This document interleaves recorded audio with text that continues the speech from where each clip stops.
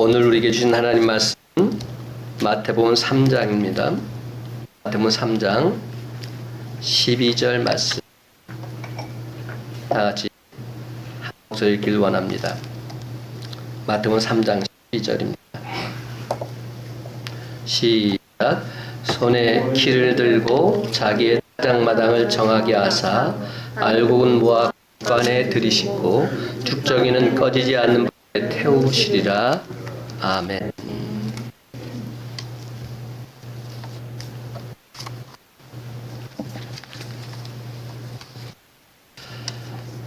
지난 한 주간 참으로 안타깝게도 몇몇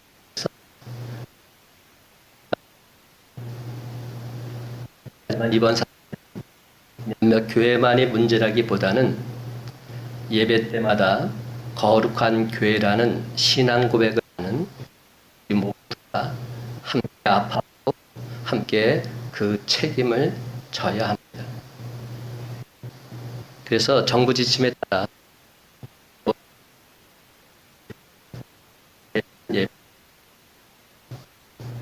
예배는 하나님께 드리는 것이기에 이 가운데 하나님의 강권적인 은혜가 임하게 될 줄로 믿습니다. 오늘 함께 나눌 말씀의 제목은 알곡인가 죽정이인가. 다 같이 한번 따라볼까요? 알곡인가 죽정이인가. 여러분, 저는 이 말씀을 준비하면서 먼저 제 자신에게 이렇게 질문할 수 없었습니다.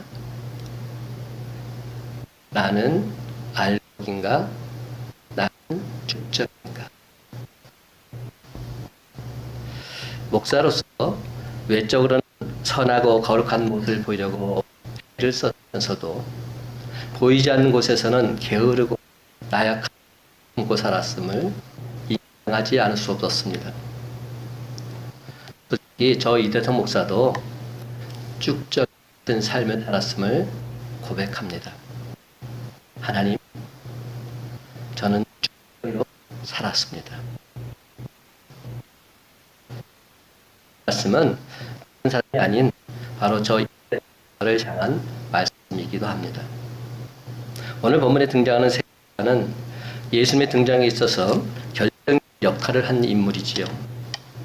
신약서가 이 사실을 확인해주고 있습니다. 세례 요한이 선포한 메시지의 핵심, 그 주제, 예수님이 선포한 핵심 주제와 똑같습니다. 마태복음 3장 2절은 세례 요한이 선포한 메시지를 압축한 문장입니다. 회개하라, 천국이 가까이 왔느니라. 또한 마태복음 4장 11절은 예수님의 메시지를 압축한 문장입니다. 회개하라, 천국이 가까이 왔느니라. 헬라어로도 똑같습니다. 여기에 나오는 천국은 해 바실레아 우라논입니다. 자연스럽게 번역하면 하늘나라입니다. 마가복음에는 이 단어가 해 바실레아 하면 하나님 나라입니다. 마태복음 하늘나라와 똑같은 개념입니다. 하나님 나라 또는 하늘나라는 눈에 보이지 않습니다.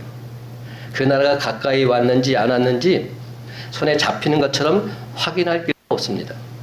그렇지만 하늘나라를 명백한 실제로 인식하는 사람이 있고 그렇게 느끼지 못하는 사람이 있음을 분명합니다. 세례 요한이 말하는 하나님 나라의 핵심 주제는 심판입니다. 회개하라, 회개에 합당한 열매를 맺으라. 우리 운명은 지금 도끼가 앞에 놓인 나무에 우는 것 같습니다. 열매를 맺지 못하면 나무는 도끼에 찍혀 불에 던져지게 되는 것이죠. 성도 여러분, 세례 요한은 하늘나라가 가까이 왔다는 심판의 주체가 바로 예수 그리스도다 증언하고 있습니다. 그리고 세례 요한 자신은 이를 증언하는 사람이라 말하고 있습니다. 그 증언의 내용이 세례 요한의 증언을 다 같이 다시 한번 읽기를 원합니다. 12절 시작. 손에 키를 들고 자기의 타작마당을 정하게 하사 알곡은 고까지 드리고 쭉쭉 꺼지지 않는 불에 태우시리라. 아멘. 이와 같은 심판에 관한 이야기 앞에서 사람들은 두 가지 반응을 보입니다. 처음 반응은 마음 한구석이 불안해집니다. 기분이 별로 좋지 않아요. 왜죠? 나는 알곡에 해당하는지 특정에 해당하는지 잘 확신이 서질 않기 때문입니다. 다음 반응은 아예 무시합니다. 교회 밖에 있는 사람들에게서 이런 반응이 많이 나오겠지요. 알곡이라는 심판 이야기는 종교심을 불러일으키려는 문학적인 수사일 뿐이지 우리의 실제 삶과는 거리가 멀다고 여깁니다. 젊은 지성인들은 이런 이야기 실감하기 볼 수 있습니다. 자신들의 삶에는 성경이 말하는 심판이 개입할 여지가 있기 때문이죠. 그렇지 않아도 요즘 코로나 때문에 힘든 마당에 이야기는 왜 해서 더 불편하게 하냐면서 기분 나빠도 모르겠습니다. 또 하면서 볼 때 이런 심판 이야기는 예수님의 사랑도 배치되는 것처럼 들리기도 합니다.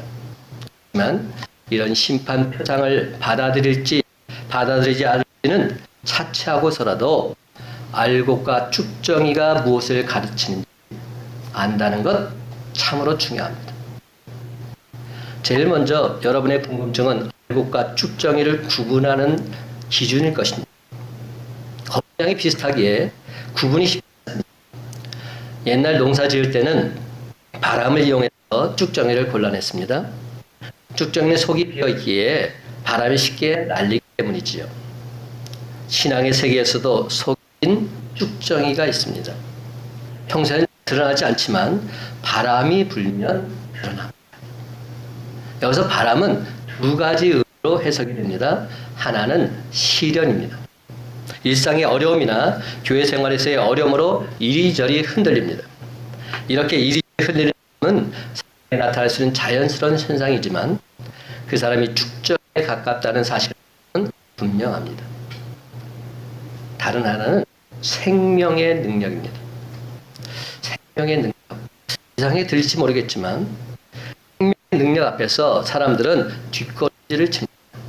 예를 들어 마태복음 19장 16절을 보면 어떤 부자 청년이 예수님께서 영생을 얻는 길을 묻고 있습니다. 예수님이 쉽게 언급한 뒤에 재산을 팔아서 가난한 사람들에게 나눠주고 예수님을 따르라 말씀하셨죠. 그때 이 부자 청년은 어떻게 했습니까? 재산이 많기 때문에 예수님 말씀을 거부한 채 근심하면서 예수님을 따라가고 있습니다. 속이 빈 쭉정이기에 예수님의 제자가 될 기회를 스스로 발로 차 버리고 만 겁니다. 이는 그 사람 자체가 잘못되기보다는 세상 이치에 이미 길들어져 있었기 때문입니다. 여러분, 다른 아예 눈에 들어오지 않나 그런 상황이 어색하게 느껴지게 됩니다. 그 청년은 율법과 재산에 삶의 궁극적인 의미를 두었기에 예수 사는 삶 하나님 나라를 온전히 받아들일 수 있습니다. 그러면 우리들 삶은 과연 어떠합니까? 알곡과 같은 삶입니까? 쭉정 같은 삶입니까? 사랑하는 성도 여러분, 인생은 알곡이냐 쭉정이냐 북한에 불 속으로 들어가냐 이러한 시험을 치는 과정 속에 있다 할 수 있습니다. 또 그렇고 여러분도 그렇고 당연히 알곡이 되기를 바랄 겁니다. 근데 자기가 원한다고 해서 저절로 알곡이 되는 것 아닙니다. 알곡으로서의 과정이 필요합니다. 여기에 화가가 되려고 하는 젊은이 있다고 한번 생각해 보십시다. 렘브란트나 피카소 같은 화가가 되고 싶다는 열정만으로 위대한 예술가가 될 수 있는 것 아닙니다. 끊임없는 훈련과 예술가적 영혼도 필요합니다. 아무런 노력도 기울이지 않고 예술 영혼을 뭉개면서 시간을 허비했다면 결코 위대한 화가가 될 수 없지요. 신앙의 세계도 사실은 마찬가지입니다.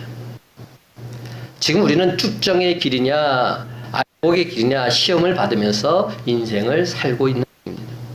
그렇다면 여러분, 이런 심판과 시험에 과연 어떻게 나아갈까요? 어떤 사람이 알곡의 길을 가고 어떤 사람이 쭉정의 길을 가는 것일까요? 그 구체적인 길을 저는 잘 알지 못합니다. 알곡의 길이 매일 새벽에 일어나서 기도하고 말씀 읽고 교회 생활에 최선을 다하는 것일 수도 있고 기독교 신앙의 이름으로 그런 이들을 돕는 일에 적극 나서는 것일 수도 있습니다. 어떤 이는 알곡의 길을 위해서 소명해서 목사의 길을 가거나 선교사의 길을 갈 수도 있겠지요. 각자 자신의 일에서 복음을 전하는 자세로 살기 바랍니다. 그러면 저는 어떤 한두 가지 모범적인 예를 들어서 이 알곡의 길이다 하지 않겠습니다. 우리가 알고 생각했던 삶이 실제로는 쭉정일 수도 있고 쭉정이라고 생각했던 삶이 실제로는 알고일 수도 있기 때문입니다. 먼저 된 자가 나중되고 나가 먼저 된다 주님께서도 분명히 말씀하셨지요. 그 당시 의롭다고 자부했던 바리새인들이 예수님을 메시아로 거부했습니다. 쭉정이 되었던 죄인들이 예수님의 친구가 되었습니다. 우리가 알곡과 쭉정이를 일일이 판단할 수는 없지만 거기에 어떤 심판이 있는지 오늘 본문에서 정확히 말합니다. 그것은 곡과 들어가는 삶이 있고 불에 태워지는 삶이 있다는 겁니다. 분명합니다. 저는 오늘 본문의 알곡과 쭉정이 비유를 비롯 수많은 심판 이야기를 복음서에서 읽을 때마다 두 가지 마음이 듭니다. 한편으로는 두려운 마음이에요. 참 두렵다. 제 모든 삶은 마지막 때에 심판을 거쳐야 합니다. 제 설교도 역시 심판을 면치 못할 것입니다. 목전반에 관한 심판도 각오해야 할 것입니다. 하지만 진짜 문제는 하나님이 궁극적으로 저를 어떻게 심판하실지 저는 본다는 데 있습니다. 옳다고 생각해서 관철한 일이 오히려 하나님의 뜻을 거스를 수 있습니다. 꼭 도움을 줬어야 될 사람은 저도 모르게 그냥 지나칠 수도 있기에 참 두려운 겁니다. 또 다른 한편은 인도가 지금의 제 모습 그대로 하나님 나라에 들어간다면 못할 것입니다. 이런 부끄러움은 나 스스로 해결할 수 없는 것들입니다. 내 위선, 내 교만 도무지 해결할 수가 없습니다. 아무리 노력해도 좀 모양만 달라질 뿐이지 그 남아있기 때문입니다. 그럼에도 우리가 안도할 수 있는 이유는 최후 심판자가 예수님이시기 때문입니다. 우리를 죄와 사에서 구원하시기 위해서 십자가에 달려 피 흘려 죽으신 그 예수님이 우리의 최후 심판자이시기에 우리는 안도할 수 있는 것입니다. 그래서 우리를 심판하는 분은 예수 그리스도이십니다. 대법원 판사들이 아닙니다. 우리를 위해서 십자가를 기꺼이 받아주신 예수 그리스도가 여러분을 심판하십니다. 그 주님께서 마지막 날에 알곡은 하나님의 국간에 들이시고 쭉정이는 불에 태우실 것입니다. 그러므로 우리가 해야 될 일은 알곡이 되면 됩니다. 그럼 전혀 문제될 것이 없는 겁니다. 사랑하는 성도 여러분, 오늘 시간 쭉정이는 과연 어떻게 다른지 분명히 깨달아 모두 다 쭉정이 신자가 아니고 알곡 신자가 다 되시기를 예수님의 이름으로 간절히 축원합니다. 그렇다면 첫째로 알곡은 생명이고 쭉정은 생명이 있습니다. 가장 큰 차이입니다. 알곡이나 쭉정이는 외관적으로 보면 똑같아 보여도 알곡에는 생명이 있고 쭉정이에는 생명이 없습니다. 아무리 많은 씨앗을 농사에 뿌려도 생명이 없는 쭉정이는 그대로 썩어버리고 마는 것입니다. 그러나 생명 있는 알곡은 싹을 수가 있습니다. 알곡이 있고 쭉정이는 죽어있기 때문입니다. 예수님께서는 사람이 물과 성령으로 거듭나지 아니하면 하나님 나라에 들어갈 수 없다 분명히 말씀하셨습니다. 우리 모두는 이 세상에서 살고 있지만 실상은 허물과 죄로 죽은 자들입니다. 이 죽은 생명 가지고는 하나님 나라에 들어갈 수 없습니다. 쭉정이는 결단코 천국에 들어갈 수 없습니다. 천국 백성이 될 수 없습니다. 살아있는 믿음을 가진 자가, 생명이 있는 자가 천국에 들어갑니다. 살아있는 믿음을 가진 알곡 신자는 예수 그리스도를 나의 구주로 믿고 고백함으로 성령으로 거듭난 자, 즉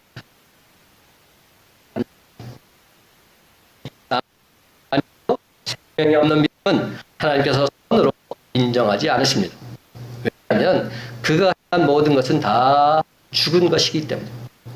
그렇다면 여러분, 안에 예수 생명이 있으십니까? 예수 생명이 있는 자가 신자요, 예수 생명이 없는 자가 쭉정이 신자입니다. 예수 생명이 없는 자는 행함이 없는 믿음을 가진 자기에 살아있으나 죽은 것입니다. 야고보서에서는 행함이 없는 믿음은 그 자체가 죽은 믿음이다 말씀하고 있습니다. 왜 알고도 전혀 행함이 없는 것일까요? 죽어 있으면, 생명이 없으면 아무것도.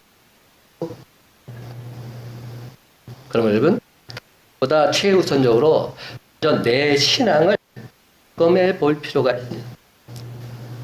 생명이 있는지 생명이 없는지. 살아있다는 것이요, 생명이 없다는 것은 죽었다는 것이기. 죽은 물고기는 물결을 따라 떠내려가게 되어 있습니다. 하지만 살아있는 물고기는 아무리 작은 물고기라 할지라도 그 물결을 거스르면서 있는 힘에서 위로 올라갈 수 있습니다. 알곡 신자는 세상 유혹을 넉넉히 이기고 그 세상을 거스르며 살아가게 됩니다. 축적인 신자는 세상 풍습에 따라 세상과 적당히 되어 있습니다. 그러면 생명이 없는 생명이기 때문에. 사랑하는 성도 여러분, 여러분의 생명이 있습니까? 여러분의 예수가 있는 생명이 있고 여러분 안에 예수가 없는 자는 생명이 없습니다.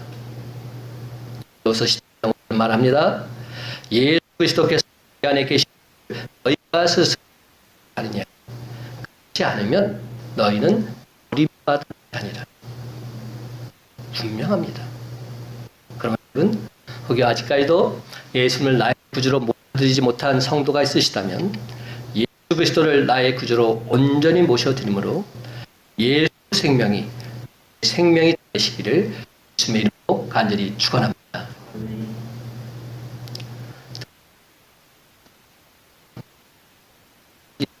쭉정이는 고개를 들고 있습니다. 벼가 누렇게 익어가고 있는 논에 가보면 알곡일수록 고개를 아래로 숙이고 있고 쭉정이는 고개를 뻣뻣이 들고 있습니다. 벼 이삭이 처음 고개를 숙이기 하는 법입니다. 이는 우리들에게 알곡 신자일수록 편해지고 교만하다는 것을 교훈해주고 있습니다. 하나님께서 교만한 자를 하시고 겸손한 자에게 은혜를 하셨습니다. 교만은 멸망의 선봉입니다. 그러나 겸손은 존귀의 앞잡이입니다. 알곡 신자가 되기를 원하십니까? 겸손히 주님을 섬기시기 바랍니다. 서로 겸손한 자가 누구일까요? 내가 하나님 앞에서 죄인이라는 사실을 깨닫고 하나님의 전적인 은혜로 구원받았음을 고백한 자, 그 사람이 진정 겸손한 자입니다. 어떤 자가 겸손한 자입니까? 자신의 허물과 연약함을 깨달아 알지 못하고 자기 노력으로 구원받는 줄로 생각하며 살아가는 자, 이런 자가 교만한 자입니다.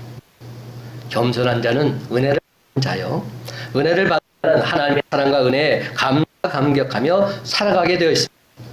그래서 사도 바울처럼 내가 나 된 것은 하나님의 은혜로다 고백할 수 있는 겁니다.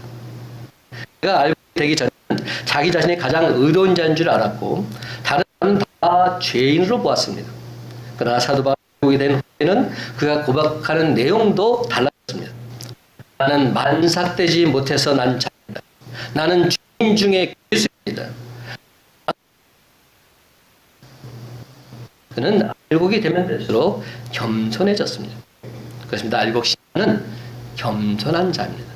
알곡 신자는 겸손 또 겸손해서 모든 영광을 하나님 아버지께 드리는 자입니다. 표현이 무엇이라고 제가 말했습니까? 하나님 앞에서 자기 자신이 죄인임을 발견하는 것, 이것이 최고의 나 자신의 부족함을 아는 사람이 진정 겸손한 사람입니다. 그럼 여러분 고린도전서 10장 12절 말씀 마음속 깊이 간직합니다. 사도는 이렇게 말합니다. 넘어질까 조심하라. 그렇습니다. 하나님의 은혜는 겸손을 통해 나타납니다. 따라서 그 은혜를 바르게 받지 못하면 너무한 그지 없습니다. 하나님을 향해서 원망하며 대적합니다. 하나님을 향해서 투정 알고 있지 못하기 때문입니다. 사랑하는 여러분, 이제는 쭉정이처럼 고개를 바짝 쳐드는 교만한 자가 아니라 고개를 더욱 숙이는 겸손자가 되셔서 오직 우리 주님만 밝게 드러내는 저와 여러분의 삶이 다 되시기를 예수님의 이름으로 간절히 축원합니다. 번째로 바람에 날리면 알고는 남아있지만 투정이는 그냥 날아가 버립니다. 요즘 세태가 이럴 수 있다는 생각이 자꾸만 드는 것은 일일까요? 농부는 곡식이 누렇게 익으면 추수를 하게 되는 알고 거두고 축정에도 거두어드립니다. 그리고는 곡식을 창고에 보관해 시제 순간 알고는 남아있지만 쭉정이는 멀리 바람에 날아가 버립니다.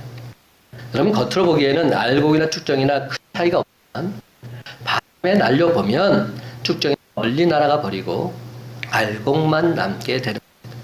그런데 여러분 우리가 반드시 잊지 말아야 할 것이 하나 있는데 그것은 하나님께서는 알곡 속에 숨어있는 쭉정이 반드시 골라진다는 그냥 그대로 내버려 두지 않으신다는 겁니다. 그래서 알곡 신자인지 쭉정이 신자인지는 겉으로 봐서는 잘 모르지만 시험의 바람이 불어오고 환란의 바람이 불어오면 알곡 신자는 끝까지 믿음을 지키는 반면에 쭉정 신자는 바람과 함께 사라지고 마는 겁니다. 만병 할 때 다 알고 신자 같지만 예수 때문에 박해를 받고 예수 믿다가 손해를 보고 예수로 인해 고난을 당하게 되면 쭉정이 신자들은 다 멀리 떠나가게 되었습니다. 예수님 했습니다.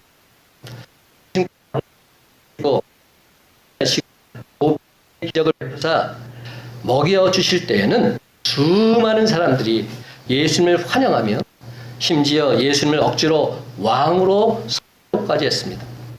우리 왕이 되어 주십시오. 그러나 예수님께서 십자가에 죽음을 말씀하셨을 때 사람들은 예수님 곁을 다 하고 말았습니다. 아직 그들은 알곡이 아니. 예수님께서는 제자들을 향해서 말씀하셨어요. 뭐라고요? 너희도 가려느니. 이 말씀이 얼마나 강하게 지금 다가오고 있는 거예요. 너희도 가려느니. 그때 베드로가 뭐라고 대답했죠? 주여 영생의 말씀이 주께 있사오니 우리가 누구에게로 가오리까? 정답이에요. 저는 그 베드로를 보면 정답만 해요. 정말 성경에 나오는 가장 유명한 신고백은 다 베드로가 다 했어요. 주님 그리스도시여 살아계신 하나님의 아들이십니다. 정답 아닙니까? 주의 영생의 말씀 주께 있습니다. 우리가 어디로 갈 수 있단 말입니까? 여기에 영생의 말씀이 있는데. 근데 베드로 가장 큰 문제가 뭐죠? 말씀 따로 삶 따로였다는 데 있습니다. 말은 잘해요. 근데 그렇게 살지 못. 그러니까 나중에 베드로 전서를 보면 너희들만큼 제대로 나 같은 삶을 살지 말아라. 신신당부하고 있는 겁니다. 사랑하는 성도 여러분, 우리가 알고 신자가 하면 시험이 있고 어려움이 있을 때 더 주님을 따르게 되어 있습니다. 하지만 쭉정이 안타깝게도 그 순간 멀리 저 세상으로 돌아가 버리고 맙니다. 다시 말씀드립니다. 알곡은 바람이 불어도 멀리 날아갈 수 없습니다. 그러나 쭉정이는 안 나가려고 제 아무리 발버둥을 쳐도 훌쩍 날아가 버립니다. 알고 신자는 하나님 말씀을 꽉 붙잡고 있기에 가볍게 행동하지 않습니다. 이게 흔들리지 않습니다. 왜냐하면 알고 신자는 두 마음을 푸는 자가 아니요 오직 한 마음, 일편단심 변함없이 주님을 따르는 성도들이기 때문입니다. 알고 신자는 사람들의 말에 이리저리 내동하지 않습니다. 그 어떤 시험이 바로 와도 전혀 요동치지 않습니다. 알곡이기 때문에 오히려 환난이나 박해, 고난의 바람은 알곡 성도들을 더욱 빛나게 해줍니다. 정금은 연단을 통해서 더욱 빛이 나듯이 알곡 신자의 믿음은 시련을 통해서 더더욱 아름답게 빛이 나는 법입니다. 이처럼 우리도 하나님 말씀 붙잡고 중심추가 전혀 흔들리지 않는 알곡 신자들이 되길 드립니다. 그러므로 사랑하는 성도 여러분, 오늘 시간 아직도 계속해서 흔들리고 있는 분 계시다면 하나님께 이렇게 간구하십시다. 하나님 아버지, 이 연약한 나에게 믿음을 더하여 주옵소서. 그 어떤 유혹 앞에서도 결단 흔들리지 않게 해 주옵소서. 하나님은 서로 주시옵소서. 마지막으로 알곡은 창고에 들어가지 않아 쭉정이는 불로 태워. 알곡을 불로 태울 주인에 또 반대로 쭉정이를 창고에 쌓아둘 어리석은 주인도 아무도 없을 겁니다. 여러분, 알곡과 쭉정이는 완전히 구별해서 알곡은 알곡대로 모으고 쭉정이는 쭉정대로 모아서 알곡은 창고에 쭉정이는 태워 버리게 됩니다. 왜냐하면 쭉정이는 이제 더 이상 쓸모가 없기 때문에. 여러분, 천국은 어떤 알곡 같은 신자가 들어갈 수 있습니다. 알곡 같은 신자가 무슨 뜻입니까? 한번 말해서 열매 맺는 신앙인을 말합니다. 열매 맺는 말합니다. 주여 하나님은 다 천국 들어갈 것이 아니요 다만 하늘에 계신 내 아버지의 뜻대로 행하는 자가 들어가라. 맞습니다. 주님 뜻대로 해야 천국 될 수 있다. 분명히 말씀하십니다. 이 말입니까? 예수님을 나의 구주로 믿고 고백했다고 해서 천국에 들어가는 것이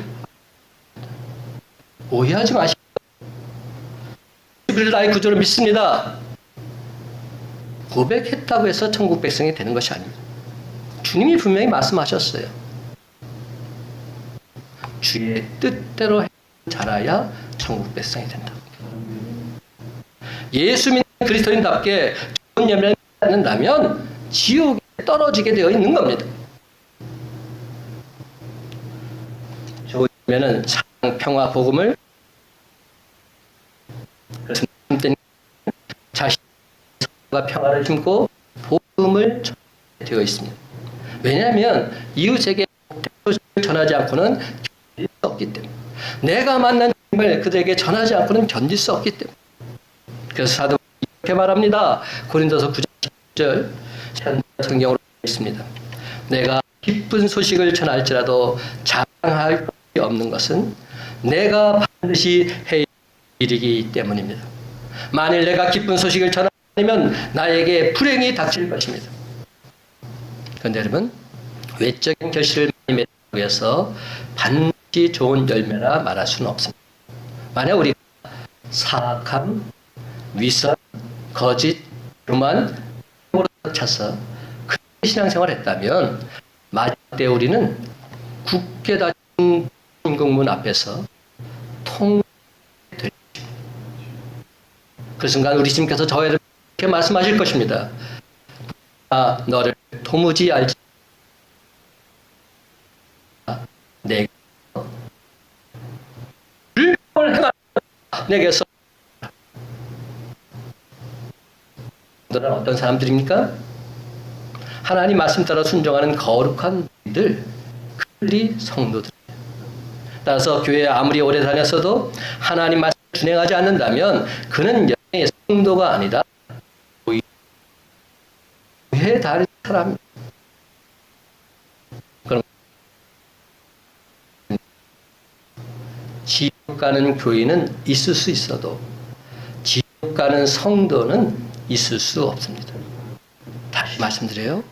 지옥 가는 교인은 있을 수 있어도 지옥 가는 성도는 결코 있을 수 없습니다. 그렇습니다. 진정 성도라면, 여러분이 진짜 성도라면 반드시 저에게 천국이 예비되어 있는 줄 믿으시기 바랍니다. 사랑하는 성도 여러분, 마지막 시간 때에 하나님께서는 분명 알곡과 쭉정이를 갈라내실 겁니다. 그때 지옥불에 떨어지는 수모를 당하지 않으시려면 지금 이 순간부터 정신 바짝 차리고 예수 똑바로 믿으십시다. 예수 똑바로 믿어야 합니다. 거짓은 모양이라도 다 버리시고 늘 항상 진실된 묵상하면서 그 말씀 따라 살고자 하시는 저 여러분이시기를 간절히 바랍니다. 이 말씀을 맺습니다. 사랑하는 성도 여러분, 단지 밟고